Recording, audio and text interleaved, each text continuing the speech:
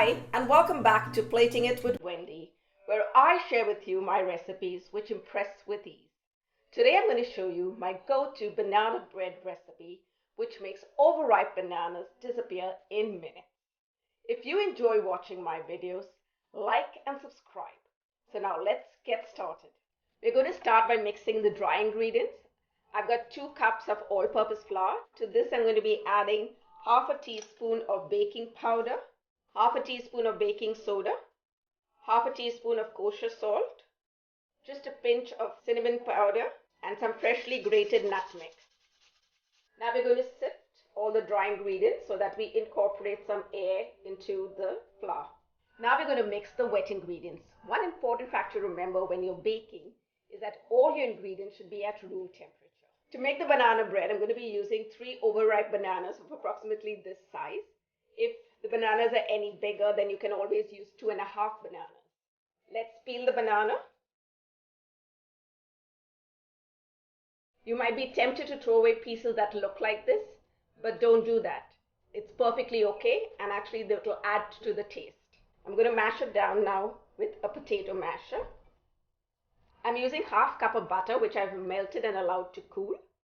1/4 cup of sour cream. I'm going to be using 1 egg and 1 egg yolk. To this, we're going to add 1 teaspoon of vanilla extract. I always recommend using the pure vanilla extract because that definitely gives you the best flavor. Now we're going to give all the wet ingredients a good mix. And to this, I'm going to be adding 1 cup of granulated white sugar.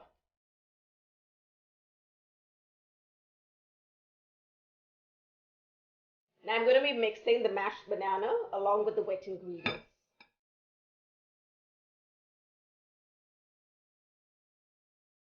Give it a good mix and make sure all the ingredients gets well incorporated, because once you put it along with the dry ingredients, then you can only just fold it. Otherwise, your banana bread is going to get very dense. Now we're going to mix the dry ingredients with the wet ingredients, and we're going to do this in 2 stages.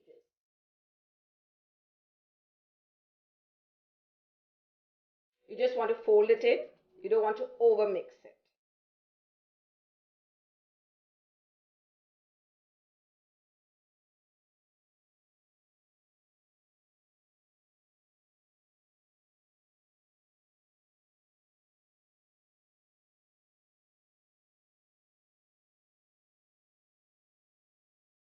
Make sure you put your spatula right to the bottom, because sometimes some of the dry ingredients get stuck at the bottom. Little lumps may be fine. That's actually the banana. That's nothing to worry about. Now the batter is all well mixed, and you can stop right here and put it into your loaf pan and bake it. But I always like to have a little bit more of the goodies in it, so I'm going to add some chocolate chips and some toasted pecans. I've got half cup of chocolate chips. These are semi-sweet chocolate chips, and some chopped toasted pecans. I'm going to keep the batter aside now while I make a crumble to top the banana bread with. And this is going to take the banana bread to another level. To make the crumble, I'm going to be using 1/3 cup of all-purpose flour, half cup of white granulated sugar, and 1/4 cup of softened unsalted butter. To that I'm adding 1/8 teaspoon of kosher salt, 1/4 teaspoon of baking powder, and 1/4 teaspoon of cinnamon powder. I'm going to go in there with my fingers and then just get it all nicely mixed up.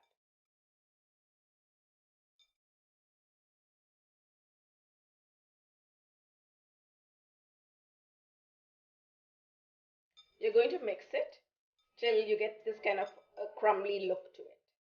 For this recipe, we have our oven preheating at 350 degrees Fahrenheit or 180 degrees centigrade. I'm using an 8.5 by 4.5 loaf pan, and I'm using actually a double sheet of parchment paper to line it because I just want some more structure to the lining. I'm going to set the loaf pan on the parchment paper and just make points at the ends, 4 ends of the loaf pan. And using that as a guide, I'm going to give the paper a fold. I'm going to fold it in at the corners here. Similarly at this end.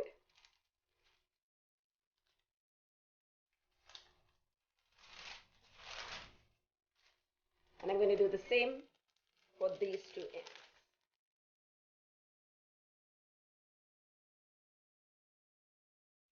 This will help the paper to sit nicely inside the loaf pan. Now I'm going to use my scissor and just cut till I reach the point that I had marked.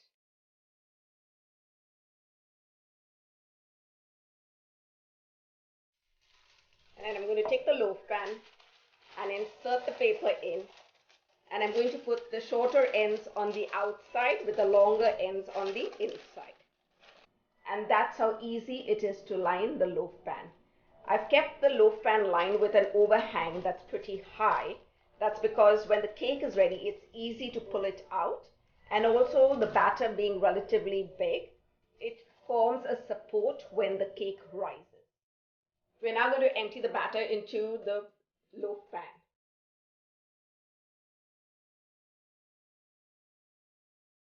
We're just going to even out the batter now on the top. And we're going to top the banana bread with some more of the chocolate chips, the pecans, and the crumble. Be generous when putting the crumbles. Trust me, you're going to really enjoy this part. If you have any excess crumble, you can just put it in a Ziploc bag and refrigerate it for future use. Now that I've put all the toppings on the banana bread, I'm going to place it in the oven to bake for at least 50 to 60 minutes. I've just taken the banana bread out of the oven and it took about 60 minutes to bake. Each one's oven heats differently, so it might be more for some, less for some. But the best way to test whether your banana bread is done is by inserting a toothpick into it, and the toothpick should come out clean, and then you know that it is done. I'm going to keep the banana bread now to cool on the wire rack for a while, and then I'm going to cut it. Now that the banana loaf has cooled, we're going to cut it.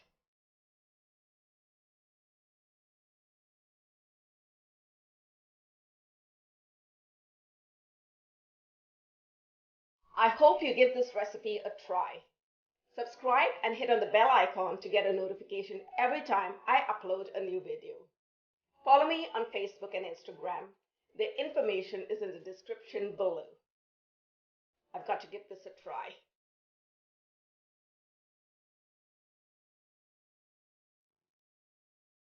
It's fantastic. Thanks for watching. See you soon.